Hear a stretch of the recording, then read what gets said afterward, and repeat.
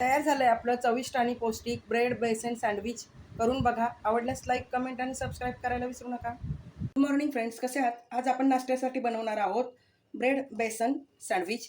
तर ब्रेड बेसन सँडविचसाठी लागणारं साहित्य, इकडे मी 4 स्लाइस ब्रेड घेतलेले आहे, चीज आहे, इकडे आहे बेसन पीठ. बेसन पिठामध्ये मी 1.5 वाटी बेसन पीठ घेतलं आहे, अर्धा चमचा हळद घेतली आहे, अर्धा चमचा हिंग घातला आहे, चवीपुरतं मीठ घातलं आहे आणि इकडे आहे धना जिरा पावडर आणि इकडे आहे भाज्या.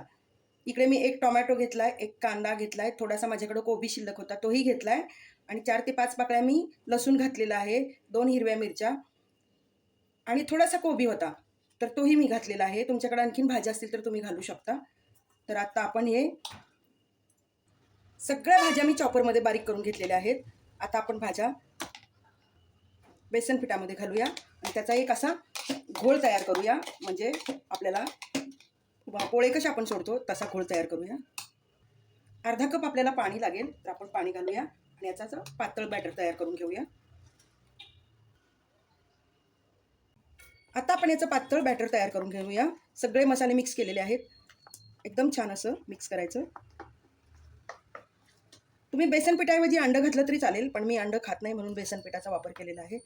तर आता आपण बेसन पिठाचं सँडविच बनवणार आहोत.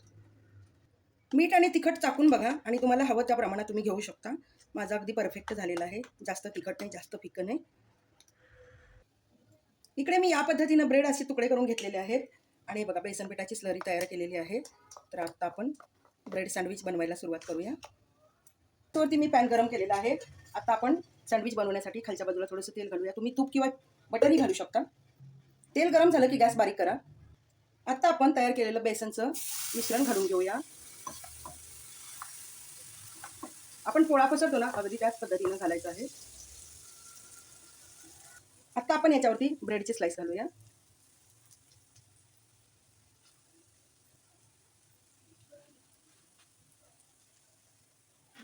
ब्रेडच्या स्लाइसवरती पण आपण थोडं थोडं बॅटर पसरवून घेऊया, कारण आपल्याला ब्रेड पण पूर्ण कोट झालेला पाहिजे. आपण असाच जर ब्रेड ठेवला ना तर करपू शकतो, म्हणून आपण बॅटर घालूया.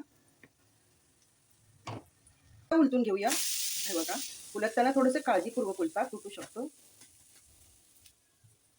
आता आपण चीज खिसून घालूया. तुम्हाला हवं तेवढं घाला, जास्त घातलं तरी चांगलंच आहे. तर मी घालते अगदी, म्हणजे कमी नाही जास्त नाही. हे बघा, मी एवढं घातलेलं आहे. झाकण ठेवून आपण 1च मिनिटासाठी आपण झाकण ठेवणार आहोत.